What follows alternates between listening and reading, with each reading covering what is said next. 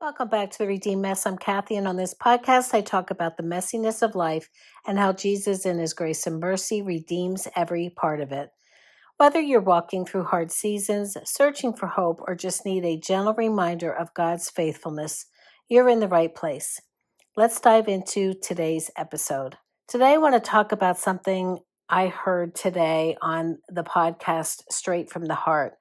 That's a podcast from Calvary Chapel, Philadelphia. Pastor Joe was doing a message on Luke 22, and this is what he said. I haven't been through cancer.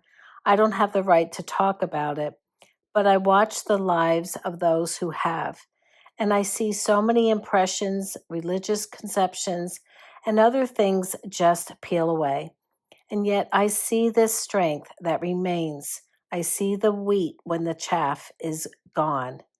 I'll put a link in the description to that episode of that podcast. It hit me deeply because I've been experiencing this. When someone you love is walking through something like cancer, your perspective changes really fast. And you begin to notice how much of what was like important in your life just simply isn't anymore. Things that I used to stress over, like looking at my calendar and having so much to do, small annoyances, people's opinions, and even pressures in ministry, they just kind of lost their weight. It's like when suffering enters the room, everything else either falls away or is revealed for what it really is.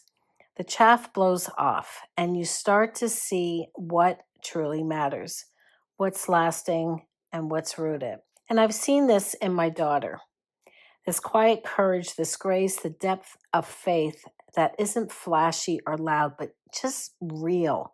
I've seen it in others who've walked through suffering too, and I've seen it in myself, even in the ways I've been humbled, stripped down, and brought back to the feet of Jesus. Because here's the thing, sometimes we don't even realize how much we're carrying until a crisis forces us to let it go. Not everything that falls away is bad. It just isn't needed anymore. It isn't the wheat. It's the extra, the pride, the performing, the people pleasing, the urgency that distracts us from intimacy with God. And maybe you're in a season like that too, a season where everything feels exposed, stripped, or turned upside down. And if you are, I want to gently remind you that this may be the season where God is showing you what's real, what will remain when everything else fades. And it's not weakness, it's not failure, it's the wheat, it's the fruit of your faith, it's the strength He put in you that you might not even have known was there. And as painful as the season may be, God is still working.